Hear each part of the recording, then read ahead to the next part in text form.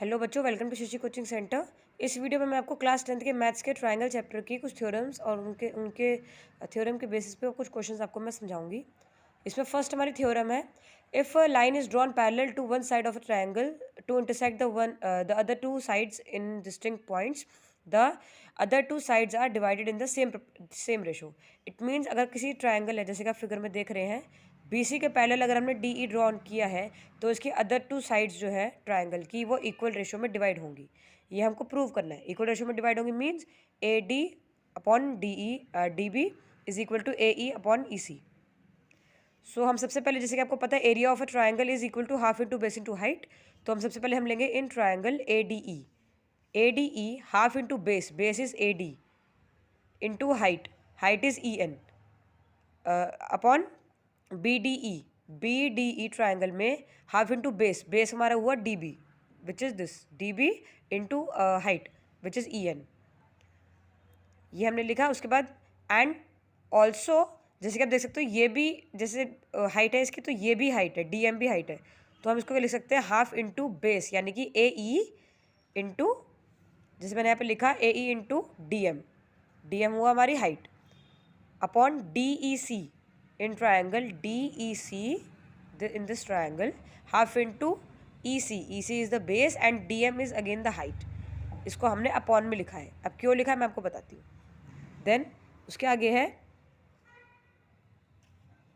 because triangle BDE and DEC are on same base and between same parallel lines, the area of BDE and area of DEC, which means this triangle and this triangle, the area will be same। so same होगा तो इसलिए equal है। Equal का मतलब होता है कि जो एरिया इसका होगा वही एरिया इसका होगा, तो इसीलिए हम लोग हेंस इट इज़ प्रूव्ड। बाकी चीज़ क्योंकि कॉमन है, हाफ हाफ कट हो गया, EN से कट हो गया, DM से कट हो गया, तो जो रेस्ट हमारा बचा which is AD by DB and उधर AE बाई EC।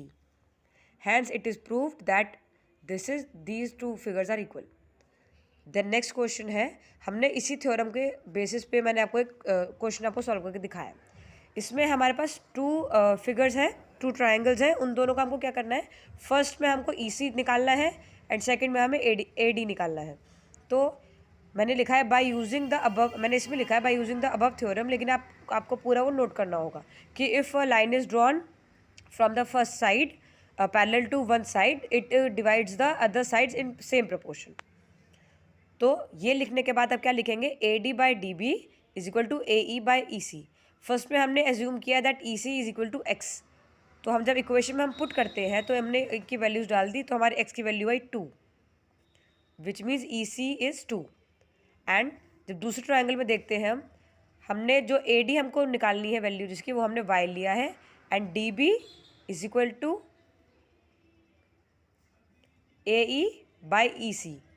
हमने इनकी वैल्यू पुट करी, y की जगह इक्वेशन हमने जब सॉल्व करी तो y की हमारी वैल्यू आ गई 2.4। y का मतलब है AD।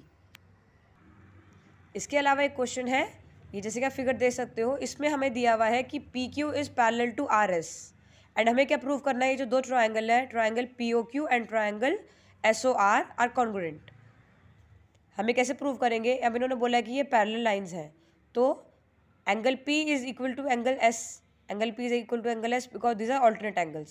Similarly angle Q is also equal to angle R because they are also alternate angles, and angle POQ is equal to angle SOR, ये है हमारे vertically opposite angle। So by using the AAA rule we can say that triangle POQ is congruent to triangle SOR। एक बच्चों एक theorem है, this is actually the reverse of Pythagoras theorem. इसमें है कि in a triangle if the square of one side is equal to the sum of the squares of the other two sides then the angle opposite the first side is a right angle। इसका मतलब है कि अगर हमें equal दी हुई है, दो triangle है और दोनों की अगर साइड्स कॉन्ग्रुएंट है, तो हमें प्रूव करना है कि अगर ये 90 डिग्री है, राइट एंगल है, तो ट्रायंगल है, तो ये भी राइट एंगल ट्रायंगल होगा। अब इसको हम कैसे प्रूव करेंगे, हम पहले लिखेंगे PR square is equal to PQ square plus QR square.